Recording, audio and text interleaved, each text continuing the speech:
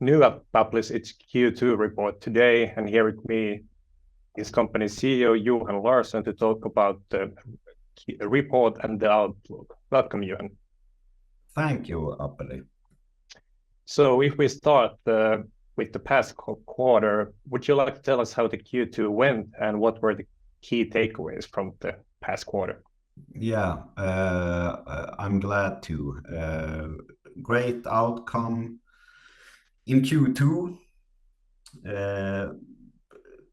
Despite macroeconomic headwinds, we have a significant growth and improved margins, and of course, a decent market outlook, which in this time are preferable, although the market outlook looked even better a year ago or so. And we have a very positive cash flow. So I would say that are the key takeaways. And of course, what we can't close our eyes to that we have like a volatile macroeconomic landscape at the moment, and we have to take that into consideration. Make sure really that we build our backlog in a way that we can continuously choose the right project, the ones that are right for us, or if you want to use a corporate term, cherry pick. I'm not too corporate, so I have a more down-to-earth, hands-on answers, but that it means the same. Yeah, referring to that, the volatile market, you lowered your guidance earlier this month to the macroeconomic environment. Could you elaborate a little bit more on what were the main factors behind the profit warning? Yeah, sure. As you've seen, we left our low season H1 in quite good condition with a significant growth and improved margins on a higher revenue. And still we lowered our guidance, as you mentioned. Main reason and reasoning behind that is that we have to acknowledge the volatile economic landscape. And it comes from, of course, macroeconomic impact factors, such as war in Ukraine, inflation, higher interest, and a weaker Swedish krona. This causes uncertainties, and it leads to uncertainties that causes delays. So the start of new projects in some areas are down. It's a lot of slight effects. I would say that like for the business segments that we are not competing in, you have subcontractors and smaller players looking for new markets and so on, and that has a slight impact on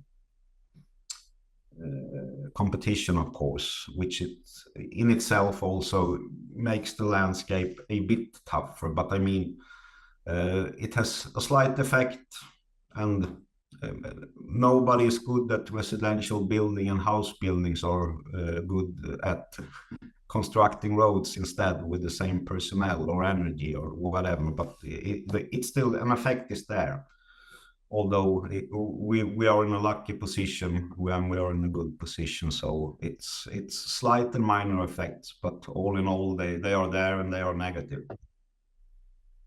Yeah, if we continue with the short-term outlook, what is your current estimate when you expect the demand situation, or in practice investments, to pick up, especially in the Swedish infrastructure and Finnish energy markets?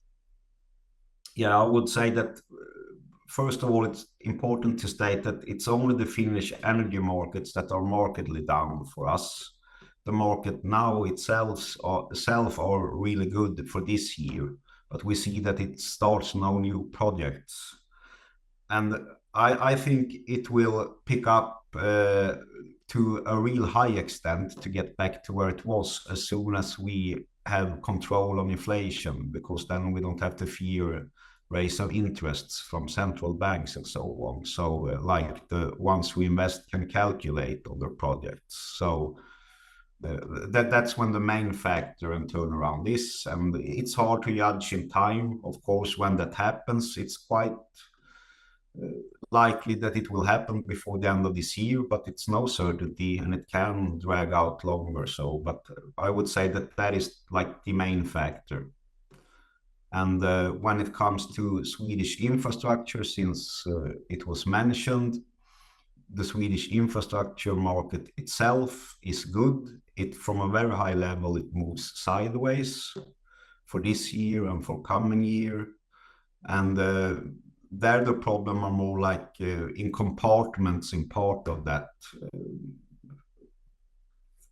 for various different reasons. But you ask me follow-up questions if my answers aren't clear enough, please. Yeah, I think that was clear enough. But related to this theme, you already mentioned a little bit about the competitive landscape. Have you seen any changes in this landscape due to the poor situation in the total construction markets, and has this led to an intensifying pricing competition in your business segments?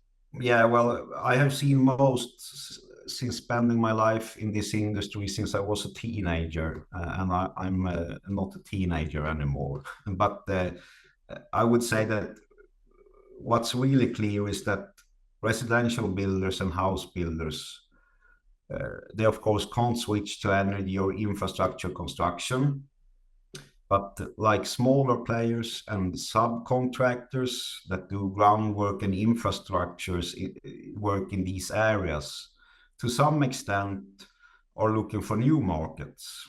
And they of course compete on projects that they earlier didn't compete on and so on. So that has a slim effect of more competition. But then of course we have to also take into account and to the context that this is already a mature market with quite high competition. So it doesn't have that much effect, but it has a slight effect, and the slight effect is negative. It's I can't say anything else than that. It's good to be clear-sighted, even if you're a positive and optimistic entrepreneur. Yeah, that's true. If we go back to the profit warning, you also stated that the continued inflation will likely still cause pressure on the profitability of the projects in the short term. What is the current estimate when you can tackle the cost pressure from the inflation? Yeah, it's like on older projects that, let's say the projects that's been run after February 2022, the impact is very slim because the inflation situation has been known. And the revenue of older projects decreases for every month. So I would say that we can already handle the cost pressure, and you can see that in our H1. But we do recognize also there that they still have a negative impact to some slight extent for both 2023, then a little less in 2024. But I don't believe that there will be any negative visible effect in our group figures for 2024. Although there will be a few single projects that has decreased margins that comes from inflation. So it's like we're actually talking about a quite small problem, and the problem with inflation for us is really for our clients and customers. That's where the problem with inflation comes mainly. And of course, that's what creates uncertainty and pessimism and so on the market, but we stand quite strong. Yeah, that sounds good. If you're looking at the longer term, you are quite positive about the outlook, and referring to that, you also updated your long-term financial targets during the summer. Would you like to go briefly on the main targets and how you're going to achieve those?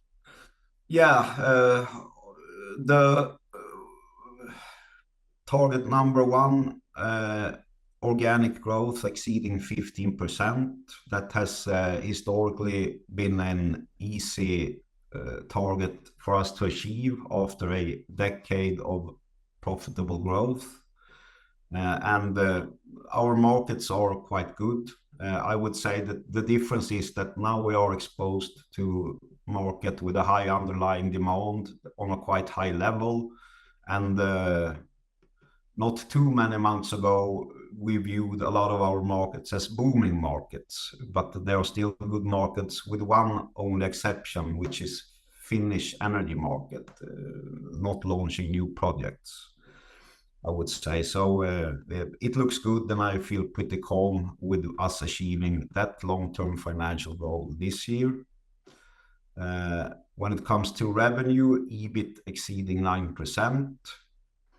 That one will be hard to reach this year with all macroeconomic headwind and all of these smaller things that not work our way, not at least the weak Swedish krona. But we won't be too far away from that. And of course, with a good macroeconomic in a good macroeconomic situation, we would reach it for a year like this, if you just single that out. So that's with that target. When it comes to the dividend level, you saw our positive free cash flow, so that looks positive. One of the reasons why we choose not to have such a big dividend this spring is that we saw what we now have stated. We were a bit worried about how the macroeconomic would affect. We couldn't really judge it or assess it. It gotten a little worse than we hoped for and thought, but not as bad as was possible. So I mean, to put it in relation, for 2022 we had a dividend of 21%, I think, with a goal of 30. That was the only goal that we fell short on. And the equity ratio goal is we have a high equity ratio goal because we are the company we are, with mainly organic growth, low net debt, close to none. I think it's 0.19 or something like that. So it has a good outlook of being reached this year. I think we was at 69% or something like that when entering H2. Yeah. If we go to the growth target and referring to the raised 15% organic growth target per year, how long you think NYAB can grow with that pace in current business as your size grows up? Yeah. Here, of course, the important is to grow like in the right, not to grow too fast, really, to keep it long-term and sustainable and with high and good margins, because high and good margins is a must to have this growth year over year. So, like, to put it into context, we are exposed to quite big markets, I would say, even really big markets. And the markets we address have volumes of approximately 30 billion euros or something like that.